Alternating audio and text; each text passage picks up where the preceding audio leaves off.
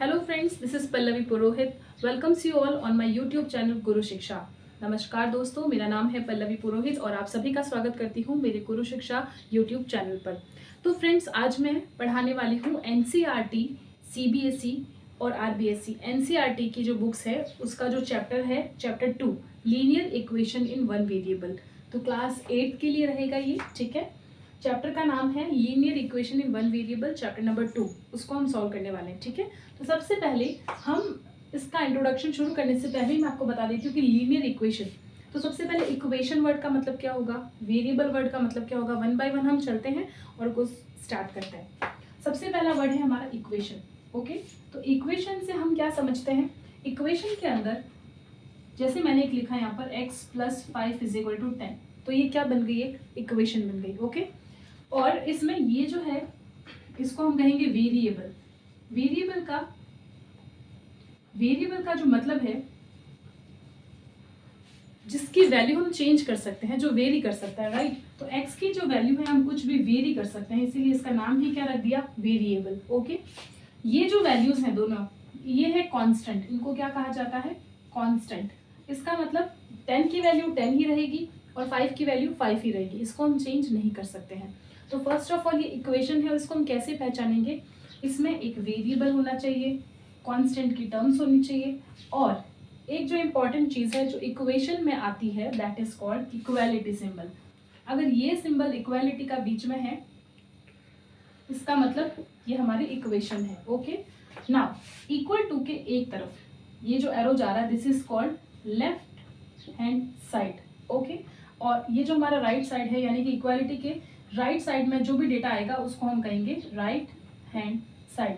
तो बेसिकली ये है हमारी एक इक्वेशन।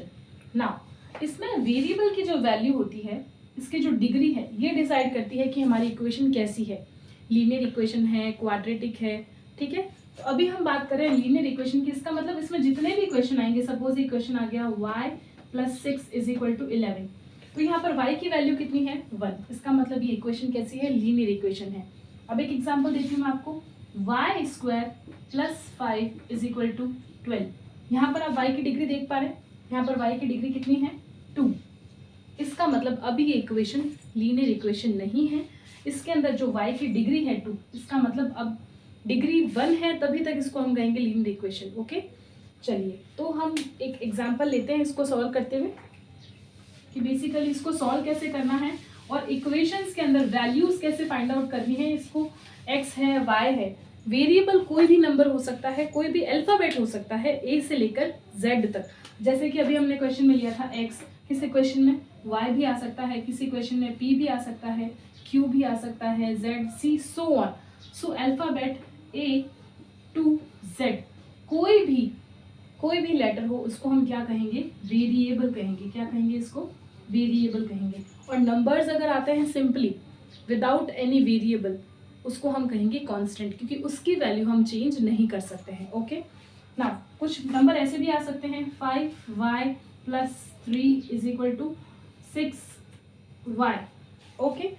तो यहाँ पर ये जो y है, ये देखिए y और 5 दोनों साथ में, तो यहाँ पर ये जो पूरी टर्म है ये वेरिएबल ही कहलाएगी, क्योंकि हम यहाँ पे y की वैल्यू को चेंज कर सकते हैं, y की वैल्यू को चेंज कर सकते हैं। y कुछ भी हो सकता है, 0 से लेकर इन्फिनिटी कोई भी नंबर हो सकता है, हमें उसके बारे में अभी नहीं सोचना है कि इसकी वैल्यू क्या होगी, हमको फाइंड आउट भी नहीं करना है, ठीक है। तो फिलहाल ये जो y है और उसके साथ ही जो कॉन्स्टेंट टर्म है, y वेरिएबल के आगे जो नंबर लिखा होता है इसको हम कहते हैं कोफिशिएंट। क्या कहते हैं इसको, कोफिशिएंट। y के आगे जो भी नंबर है यानी कि वेरिएबल के आगे जो भी नंबर होगा उसको हम क्या कहेंगे, उसका कोफिशिएंट, ओके। ये इसका कोफिशिएंट कहलाएगा। मैं आपसे पूछूं यहाँ पर y का कोफिशिएंट क्या है, आप कहेंगे 6। मैं पूछूं यहाँ पर y का कोफिशिएंट क्या है, आप कहेंगे 5। मैं अगर इसके आगे एक सिंबल लगा दूं माइनस का, तो क्या माइनस के साइन के साथ आपको बोलना पड़ेगा कि y का कोफिशिएंट क्या है, यहाँ पर -6। फर्दर जब हम इक्वेशंस और सॉल्व करेंगे तो ऐसे क्वेश्चंस आएंगे उसके अंदर कि कोफिशिएंट क्या, सिर्फ कोफिशिएंट की वैल्यू बतानी है, ठीक है। और फिलहाल डिग्री क्या होती है, जो इसकी y की पावर होती है। फिलहाल यहाँ पर कुछ भी नहीं है तो 1 होगा, ठीक है। तो इस पूरी इक्वेशन की डिग्री कितनी है, 1। चलिए क्वेश्चन लेती हूँ एग्जाम्पल के साथ जिसको हम सॉल्व करने वाले हैं। पहले एक एग्जाम्पल लूंगी और उसके बाद में मैं एक्सरसाइज का क्वेश्चन लूँगी, ठीक है। तो पहला क्वेश्चन ले लेती हूँ मैं, y minus 3 is equal to, suppose ले लेती हूँ 9, ओके। अब इसी क्वेश्चन को मैं एक और तरीके से लूँगी। यहाँ पर मैं क्या कर दूँगी, y के आगे मैं लगा दूँगी 2y। क्वेश्चन चेंज कर रही हूँ ताकि आपको मैं बता सकूँ कि इस वेरिएबल का जो कोफिशिएंट इसको कैसे दूसरी तरफ ले जाना है, इस इक्वेशन को कैसे सॉल्व करना है, इसके हिसाब से नंबर्स अभी वही रख रही हूँ मैं, ठीक है। तो पहले इसको सॉल्व करते हैं। यहाँ हमको किसकी वैल्यू निकालनी है, y की वैल्यू निकालनी है। तो y को तो हम रखेंगे यही, इक्वालिटी का सिंबल भी यही रखेंगे, पहले जो नंबर आ रहा है 9 यही रखेंगे। माइनस का 3 जब हम इसको इधर लेकर जाएंगे तो ये माइनस का 3 किसमें बदल जाएगा, प्लस का 3, जैसा कि आपने पहले पढ़ रखा होगा। इक्वालिटी के सिंबल से जब हम कोई भी नंबर को दूसरी तरफ शिफ्ट करते हैं तो अगर वो माइनस का है तो दूसरी तरफ जाकर प्लस में बदल जाएगा, प्लस का माइनस हो जाएगा, मल्टीप्लाई का डिवाइड हो जाएगा, और डिवाइड में अगर कोई टर्म है तो दूसरी तरफ जाएगी तो वो मल्टीप्लाई में आ जाएगी। साइन टोटली चेंज हो जाते हैं, ठीक है। तो यहाँ पर ये जो माइनस का 3 है ये इधर जाएगा तो प्लस का 3 हो जाएगा। और इसको हम इधर क्यों लेके गए, क्योंकि अगर मैं इसको y के साथ ही रखूंगी तो ये फर्दर सॉल्व नहीं हो सकता, क्योंकि ये कांस्टेंट है और ये इधर भी एक कांस्टेंट है। इन दोनों कांस्टेंट को एक साथ ले आएंगे, ये सॉल्व हो जाएगा और y की एक वैल्यू आ जाएगी, ठीक है। तो यहाँ पर y is equal to 9 plus 3 12। इसका मतलब हमने y की वैल्यू फाइंड आउट कर ली है। y का आंसर कितना आ गया है 12, हमने y की वैल्यू फाइंड आउट कर ली है। अगर मैं इस क्वेश्चन के पैटर्न को चेंज करूँ, यहाँ पर y के साथ कोई कोफिशिएंट नहीं था, 1 था, इससे कोई प्रॉब्लम नहीं थी, राइट। अब मैं क्वेश्चन का पैटर्न चेंज कर रही हूँ, y के आगे मल्टीप्लाई में मैंने लगा दिया 2, राइट। अब कैसे सॉल्व होगा, the pattern will be same, उसके बाद में क्या करना है वो पता चलेगा। अभी देखिए ये कांस्टेंट टर्म है, मैं चाहती हूँ कि इधर चली जाए, तो 2y को अभी छेड़ना नहीं है, इसको इधर ही रखना है। इधर 9 पहले आ रहा है इक्वल टू के बाद में, तो 9 रखा हमने। ये माइनस का 3 इधर जाएगा तो प्लस का 3 बन जाएगा, बिल्कुल पहले वाला इक्वेशन है। बस आपको ये बताना चाहती हूँ कि y का कोफिशिएंट है अब यहाँ पर, इसको कैसे सॉल्व करना है। तो 2y नाउ 9 और 3 कितना हो जाएगा 12।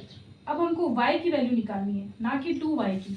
देखिए ध्यान से देखिएगा इधर, y के आगे मल्टीप्लाई में कौन बैठा है 2। जब तक इस 2 को नहीं हटाएंगे तो y की वैल्यू नहीं आ पाएगी। ये y नहीं है, ये 2y है, ओके। यहाँ पे एक इम्पॉर्टेंट स्टेप आपको ध्यान रखना है, ये वाला 2 हमारे काम का नहीं है, इसको हमें हटाना है। मैंने कहा था कि y के मल्टीप्लाई में है। देखिए जब भी कोई दो नंबर्स या एक नंबर और वेरिएबल्स लगातार होते हैं, बीच में कोई सिंबल नहीं, इसका मतलब वो मल्टीप्लाई में है। और मल्टीप्लाई से अगर कोई चीज़ दूसरी तरफ जाएगी तो वो डिवाइड में आ जाएगी। तो y के मल्टीप्लाई में 2 है तो वो दूसरी तरफ जाएगा तो डिवाइड में आ जाएगा, इसका मतलब वो 12 के डिवाइड में आ जाएगा। और 2 के टेबल में 12 हाउ मेनी टाइम्स, 6 टाइम्स। इसका मतलब हमने सॉल्व कर लिया, y की वैल्यू कितनी आ गई 6। सो अब आगे जो है मैं स्टार्ट करने वाली हूँ, इसमें 2.1 के क्वेश्चंस, एनसीईआरटी क्लास 8 जिसके क्वेश्चंस रहेंगे 2.1 के 1 to कंटिन्यू, जितना हम कवर कर पाएंगे वो सब कवर करेंगे। सो फ्रेंड्स अब हम कंटिन्यू कर रहे हैं कुछ और एग्जाम्पल के साथ, क्योंकि ये हमारा जो सेशन है पूरा इंट्रोडक्शन का है। Second chapter linear equation in one variable का जो इंट्रोडक्शन है वो ही मैं कंटिन्यू कर रही हूँ, कुछ और एग्जाम्पल ले रही हूँ मैं, ठीक है। और एग्जाम्पल के बाद में मैं आपको एक्सरसाइज के क्वेश्चन भी करवाने वाली हूँ, ठीक है। तो फिलहाल एक एग्जाम्पल ले रही हूँ जिससे आपको और क्लियर हो जाएगा कि क्वेश्चन को कैसे सॉल्व करना है, right. 2y plus 4 is equal to 9, ठीक है। तो हम इस क्वेश्चन को कंटिन्यू कर रहे हैं। 2y, मैंने आपको कहा था कि हम जितने भी कांस्टेंट है उनको एक तरफ ले लेंगे। तो यहाँ पर देखिए ये 4 है, इसके साथ कोई वेरिएबल नहीं है। अगर इस 4 के साथ y होता तो हम इसको यहीं रखते और इसको सॉल्व कर देते, 2y और 4y 6y हो जाता, लेकिन यहाँ पर y नहीं है, ओके ना। हमें इस प्लस के 4 को उधर लेकर जाना है, तो जो टर्म पहले लिखी है उसको आप पहले लिखना, ताकि आप कभी कंफ्यूज नहीं होंगे और सोल्यूशन हमेशा सही आएगा। प्लस का 4 है, इधर जाएगा तो क्या हो जाएगा माइनस का 4 ना। अभी भी इसको सॉल्व करना बाकी है, इसको हम सॉल्व करेंगे। 9 में से 4 गए तो 2y इज इक्वल टू क्या आ जाएगा यहाँ पर 5। अब मुझे किसकी वैल्यू चाहिए, अब मुझे इसी y की वैल्यू चाहिए। तो सामने क्या रखा है 5, y के मल्टीप्लाई में कौन है 2, ये मल्टीप्लाई में है। जब हम इसको दूसरी तरफ भेजेंगे, इक्वल टू के साइन को जंप करवा के दूसरी तरफ भेजेंगे, तो ये मल्टीप्लाई से कहाँ आ जाएगा डिवाइड में 2। इसका मतलब हमने y की वैल्यू फाइंड आउट कर ली है, y की वैल्यू आ गई है हमारे पास 5/2 और ये क्वेश्चन सॉल्व हो चुका है। एक और एग्जांपल लेती हूँ मैं। अब मैं फ्रैक्शनल फॉर्म में क्वेश्चन ले रही हूँ, ठीक है, थोड़ा सा एक लेवल अप कर लेते हैं इस क्वेश्चन को। फाइन।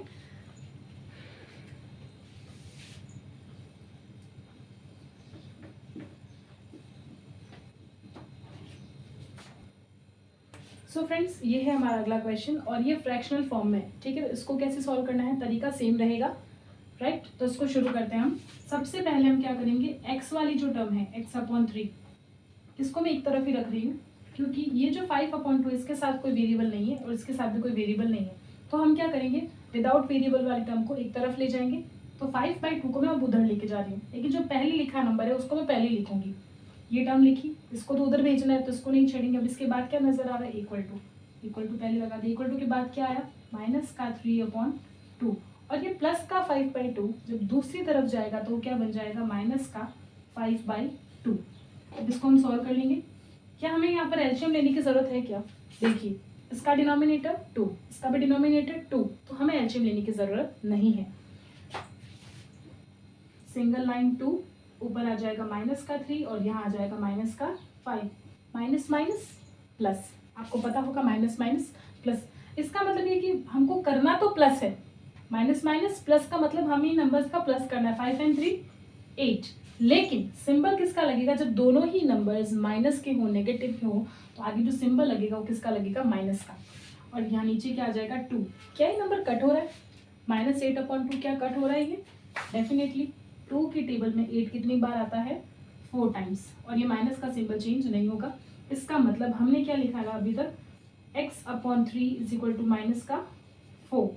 अभी भी सॉल्व नहीं हुआ है क्वेश्चन, मतलब यहाँ हम इसको रोक नहीं सकते हैं क्योंकि अभी भी x अकेला नहीं है। हमें जब फाइनल वैल्यू निकालनी है तो हम क्या करेंगे, x को अकेला रखेंगे। तो x के अपॉन में फिलहाल क्या दिखाई दे रहा है आपको, 3। ये डिवाइड में है तो ये दूसरी तरफ जाएगा तो मल्टीप्लाई में आ जाएगा, ओके। तो x को ऐसे ही रखेंगे हम, सामने पहले से रखा है -4 और ये जो 3 है ये इसके पास जाकर क्या हो जाएगा, मल्टीप्लाई हो जाएगा, ओके। तो -4 × 3, सो x = 4 3 12 और ये माइनस का सिंबल आगे। इसका मतलब x की वैल्यू हमने क्या फाइंड आउट कर ली है, -12। This is your answer, okay. So friends, आज के वीडियो में हम इतना ही कर रहे हैं। अपकमिंग वीडियो में मैं जो है इस एक्सरसाइज यानी कि चैप्टर 2 का 2.1 के 1 by 1 सारे क्वेश्चन आपके साथ शेयर करने वाली हूँ। और इस सेशन में अगर आपको कोई डाउट हो तो आप कमेंट करके बता सकते हैं मुझे। और अगर वीडियो पसंद आया है तो प्लीज़ इसे लाइक, शेयर एंड सब्सक्राइब ज़रूर करें आपके सपोर्ट के लिए। Thank you so much.